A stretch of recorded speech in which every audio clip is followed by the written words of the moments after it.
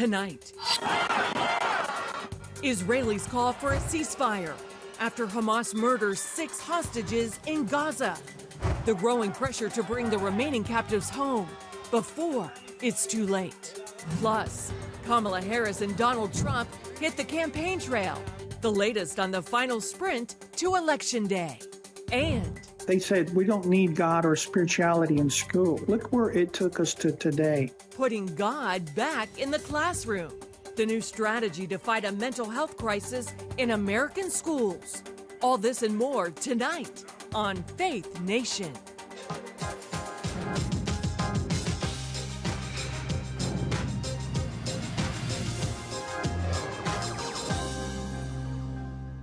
Fury and grief in Israel tonight as demands grow for a hostage deal. Good evening and welcome to Faith Nation from CBN's headquarters in Virginia Beach.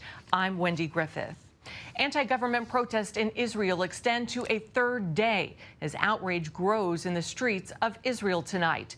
Loved ones continue mourning the lives of the 6 hostages, including 1 Israeli American executed by Hamas over the weekend. Washington correspondent Michelle London joins us now with more on how this is spawning some friction between the U.S. and Prime Minister Netanyahu. London? Wendy, good evening to you. These 6 hostages executed over the weekend had been held captive in Gaza since October 7th. Tonight, protesters continue demanding a ceasefire, but Prime Minister Netanyahu is doubling down on his stance, saying a ceasefire would send the wrong message to Hamas. Memorials in Tel Aviv are growing Tuesday. Many have come here to mourn their loved ones with 6 symbolic coffins representing the latest victims of Hamas executed over the weekend. It's fueling tensions and frustration across Israel as tens of thousands of Israelis flood the streets in protest close to Prime Minister Netanyahu's home.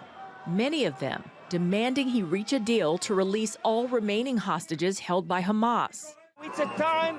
There is a time to have an agreement. Among the hostages, Israeli-American Hirsch Goldberg Poland has been laid to rest. Through their tears and anguish, Hirsch's mother and father stepped to the mic with a sorrowful, heartfelt message. Hirsch, we failed you. We all failed you. For 330 days, Mama and I sought the proverbial stone that we could turn over to save you. I will love you and I will miss you every single day for the rest of my life. But you're right here. I know you're right here. I just have to teach myself how to feel you in a different way. In the midst of Israel's deep mourning and heated protest, the U.S. is stepping up its negotiation efforts to end the war. Tragically, any deal to bring home the hostages will come too late for him. But there are dozens of hostages still remaining in Gaza, still waiting for a deal that will bring them home. It is time to finalize that deal. President Biden and VP Harris meeting with top aides in the Situation Room this week, strategizing on a deal. Biden says he plans to eventually speak with Netanyahu, but if both sides fail to reach an agreement, it could mean the end of U.S. hostage-led negotiations. And 11 months since October 7th, Hamas-led attack triggered the war in Gaza. Its health officials now report more than 40,000 casualties. Wendy? Michelle, since learning of the hostages who were brutally killed over the weekend, President Biden has putting pressure on Prime Minister Netanyahu to do more. What's been President Biden's response and Netanyahu's? Yeah, Netanyahu is hitting back at Biden's criticism, saying no one will preach to him on this issue. He says his government was close to bringing home those hostages who were reportedly killed just a few days before they were found. Wendy? All right, Michelle London, thank you so much for that report. We appreciate it. Michael O'Hanlon is the Director of Research in Foreign Policy at the Brookings Institution, and he joins us now. Michael, welcome. Michael, while the anti-government protests in Israel stretch into their third day now, Netanyahu isn't budging on his red lines with Hamas. Can these massive demonstrations persuade Netanyahu to make some compromises for the sake of a hostage deal? You know, the last 11 months or so would say no. that he's resolute in his conviction that Hamas must be destroyed. But I think he also needs to bear in mind what we Americans learned after 9/11, which is saying you want to destroy a terrorist organization needs to be also juxtaposed with reality.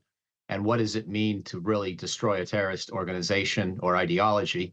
After a certain number of hard months of fighting in Afghanistan, we realized we needed to move to a new phase. We still went after bin Laden, and it took us 10 years to find him. It may take Israel 10 years to find Sinwar. I hope not. I hope they find him sooner. But it doesn't mean the war has to continue in Gaza the same way. The Israelis are good at intelligence. They're good at tracking down top leadership, and they're never going to destroy all of the rank and file in Hamas. And so in that sense, I think Prime Minister Netanyahu has to keep adjusting his calculation as to what is a realistic standard to say you have destroyed Hamas. I understand why that's his important goal. I don't think it's militarily realistic in an absolute sense. So yes, I hope he's constantly reassessing, but I don't really have a window into how he's thinking right now. Where do the hostage negotiations stand right now? Well, I think part of the question, for Israel is they want to be able to keep up high intensity operations against very specific targets. They don't need quite the same level of overall fighting as before, but they still want to go after Sinwar, the leader, and certainly a number of others. And as you know, they're concerned about ways weaponry can get into Gaza, for example, along this Philadelphia corridor, and they really want to be able to close that off and also clear it out. So they think they have some specific things still to do. And while I understand their concerns, there may be ways to do much of this without ongoing military operations in a way that would allow, in fact, for a ceasefire. So I think that's where Israel needs to go in its thinking. I would encourage them to do it. It doesn't mean Hamas will say yes. Hamas is led now in its negotiating team by one of the worst mass killers on the planet today, who was the mastermind of the October 7th tragedy. So I have no reason to put any faith in Hamas. But I think Israel needs to be realistic at what standards it sets and maybe realize it's not going to be able to obliterate every weapon, every tunnel, and every Hamas fighter. What's the significance, Michael, of the Philadelphia corridor, and why is it a source of so much division within Israel? Well, there are a lot of tunnels that Israel has always suspected go from Egypt into Gaza. And there are parts of that area in Egypt where even if the Egyptian government acts with relatively good faith in helping the peace process and the demilitarization of Hamas, that there may still be ways for illicit actors to get weaponry through those tunnels into Gaza. Israel understandably doesn't want to see Hamas reconstituted or rearmed. And so I think that's a big part of their priority. That plus the leadership targets. Those are the two areas where I have some sympathy with Israel's ongoing interest in at least applying pressure. It doesn't mean they have to necessarily conduct kinetic operations, but they have a right to apply pressure and try to track down those Hamas leaders through intelligence more than through warfare. Where I don't think they're correct in their thinking is to believe they can really exterminate all the fighting forces of Hamas such as they existed a year ago.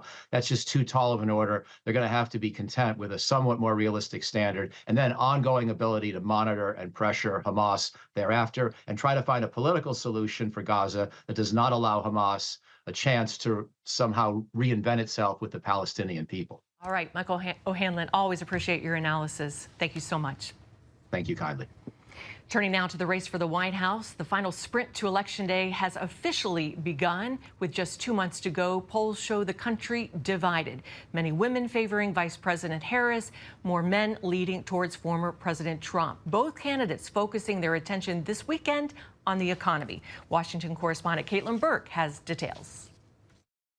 On Labor Day and every day, we celebrate the dignity of work. The dignity of work.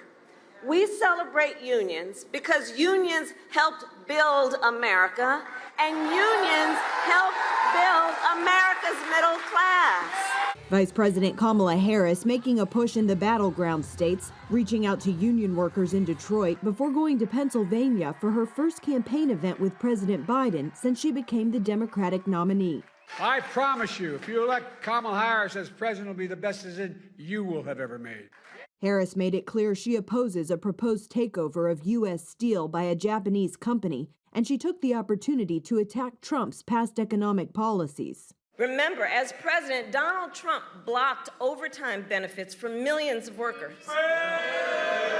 Trump was not on the campaign trail this weekend, but he fired back at Harris on his social media platform Truth Social, writing, quote, "Under Comrade Kamala Harris, all Americans are suffering during this holiday weekend. High gas prices, transportation costs are up, and grocery prices are through the roof." He went on to tout his administration's work passing the USMCA, a trade deal between the U.S., Mexico, and Canada, and promised to protect American jobs if reelected. A new ABC News Ipsos poll finds Harris leads former President Trump 52-46 among likely voters, the numbers showing that since the Democratic National Convention, she's widened her gap with female voters, while Trump has done the same with males. Trump returns to the campaign trail Wednesday for a rally in Pennsylvania, and a week from today, Harris and Trump will face off in their first televised debate. Caitlin Burke, CBN News, Washington. Here with more on this very tight race is Dr. Mark Clausen, professor of history and law at Cedarville University. Dr. Mark, Harris has a slight lead nationally, but Trump has the advantage in the Electoral College. Can you explain why that basically makes this race even closer than it appears? Well, if you simply take a straight Democratic line on this and add up the votes for either side, and you find that, say, Harris wins, that's one way to look at it. But in reality, the system works, the constitutional system works through the Electoral College. So in other words, if you win enough electoral votes by focusing on certain states, then it doesn't matter what the ultimate vote is in the mass vote of the whole population. So it becomes very much closer when you talk about that. In fact, we're not sure yet, but it could make the race already over. We just don't know. But if we did, it could. Wow. Well, this race could come down to just a few states. What states are you watching the most and why? I think you've got Pennsylvania, Michigan, Wisconsin, North Carolina, and probably Nevada or Arizona. Those states, I think, are going to be the major states. They're very close. If they go for, and here's the way the rules work generally. If the state goes for say, Trump, then Trump gets all the electoral votes. Not half, not a third, but all of them. And likewise for all the other states. So that means that he automatically gets very large amounts. If he wins, if Harris wins, she gets very large amounts, which probably puts her over the top. It's been reported, and this is a shocking number to me, 40 million Christians didn't vote in the last presidential election. Why do you think Christians aren't voting, and why should they? Well, there's one big reason, I think, and that is that Christians are leery of Donald Trump's personality, his disposition, his actions in the past, and I think that turned a lot of them off to Donald Trump. On the other hand, they didn't want to vote for Joe Biden, and so they simply didn't vote at all. Now, there may be other reasons, too. There may be more practical reasons other than that, but I think that's a major reason.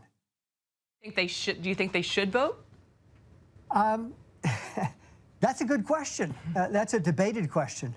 I'm not sure if you, I think if you don't know your candidates well, and you don't have a fully defined idea of why you're voting or not voting, I think you should refrain from voting.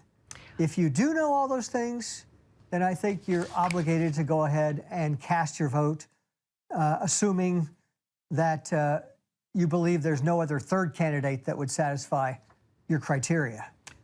Dr. Mark Clausen with Cedarville University, thanks so much for your insights. We appreciate it. Thank you. And coming up, Russia unleashes deadly strikes in Ukraine. The latest on that war when Faith Nation returns.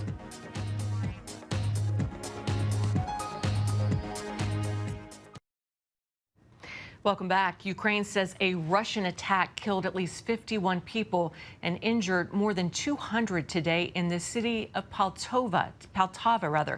According to Kyiv, 2 Russian missiles hit an educational facility and a nearby hospital. It was one of Russia's deadliest attacks since the war began. People were trapped under the rubble. Many were rescued.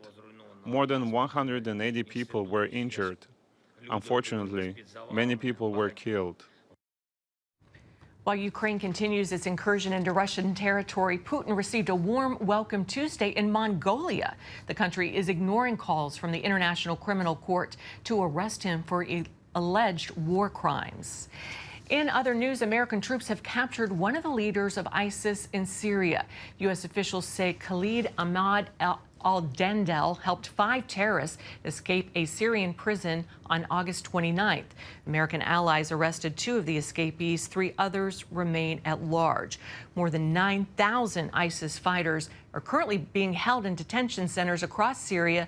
Officials say a large prison break would pose an extreme danger to the region and beyond.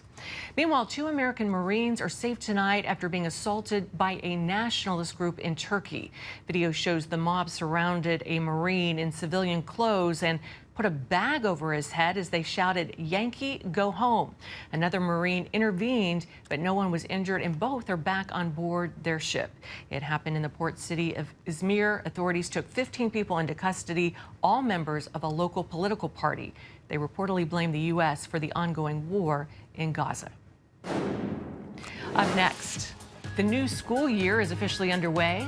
How some states are helping students tackle serious challenges.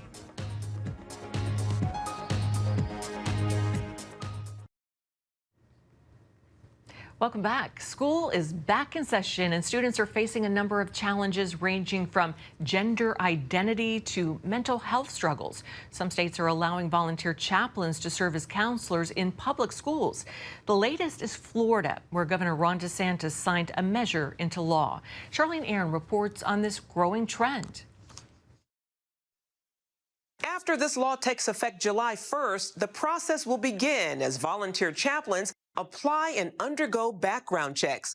Then it will be up to school districts, individual students, and their parents to take part. No one's being forced to do anything, but to exclude religious groups from campus, that is discrimination.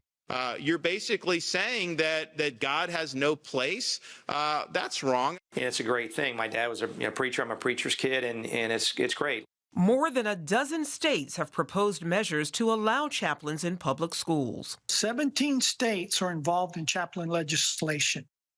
Just recently, it passed out of both houses of Louisiana. We expect it to be sent to the governor soon. It's happening around the country because it is so needed. Florida House Speaker Paul Renner believes chaplains can possibly offer alternatives for students, pointing out that guidance counselors in the state had allowed and even encouraged students to transition to the opposite sex without their parents' consent. They were giving them different clothes to wear, changing their name without ever telling their parents. And if this is the kind of guidance they're getting from guidance counselor, I think it's about time we have a different perspective in the middle of the school that does respect our values. This push for chaplains comes as mental health issues among students are growing and schools face a shortage of counselors. According to the American School Counselor Association, the disparity for the 2022-2023 school year came in at a ratio of 385 students to 1 counselor. The recommended number is 250 to 1. Rocky Malloy leads the National School Chaplains Association. I got news of 2 children that committed suicide. One was in 8th grade, one was in 10th grade. And it's schools that did not have chaplains. The chaplain's role is to prevent that type of calamity from happening. In 2023, Texas became the first state to allow school chaplains to help counter a decrease in qualified mental health professionals and growing teacher burnout. The idea that our teachers now are experiencing high levels of trauma and PTSD, that is something new that's happening in education, and our teachers need support. Chaplains are great to help our teachers through this. Texas Board of Education member Julie Pickren says chaplains have also resulted in making schools safer. A chaplain in Texas was key in one of our school districts at noticing what was happening with the students and what was going on with these young girls, and brought it to light to the sheriff, and was instrumental in identifying this human trafficking ring in a school district in Texas. Critics, however, claim chaplains could do more harm than good. One concern being their only requirement is passing a background check. and that schools notate a chaplain's religious affiliation. The American Civil Liberties Union of Florida stating, public schools are not Sunday schools and chaplains are not school counselors. Allowing chaplains to assume official positions, whether paid or voluntary, in public schools as counselors or other support staff will undermine this right by creating an environment ripe for evangelizing and religious coercion of students in violation of the First Amendment of the U.S. Constitution. A claim Renner disputes. The Constitution prohibits the establishment of a religion, for example, forcing us all to be Catholic or Baptist. It does not in any way, shape, or form, despite a lot of effort to say otherwise, prohibit the free exercise of religion. And so the left has done a good job of trying to get Christians out of the public life altogether. Meanwhile, in Oklahoma, the Satanic Temple is seeking to take advantage of this movement, threatening to deploy its ministers into schools if the state approves a measure allowing chaplains. That's something the state's education chief, Ryan Walters, strongly opposes, saying Satanists are not welcome in Oklahoma's schools. 60 years ago, they said they did something. They said, we don't need God or spirituality in school. Look where it took us to today. God is back. The chaplain is the perfect person. They're the spiritual source of a school. Charlene Aaron, CBN News. Coming up, a labor of love and amusement. That's next on Faith Nation.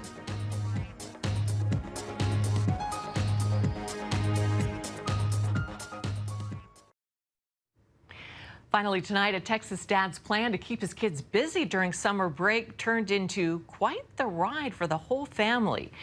Fabio, a father of twins, began the summer with a big wish to keep his kids off the couch. So when his kids had the idea to build their very own roller coaster in the front yard, Fabio jumped on board. After a month of hard work, their personal roller coaster was ready to ride. When they get old, they will remember that. They will not remember other things, but they will remember that. Look at that. That's amazing. Fabio says as long as the neighbors don't mind, he plans to keep the coaster up and running. That's my size of roller coaster. That's what I would like. I don't like the big ones. That's going to do it for us. We'll see you tomorrow.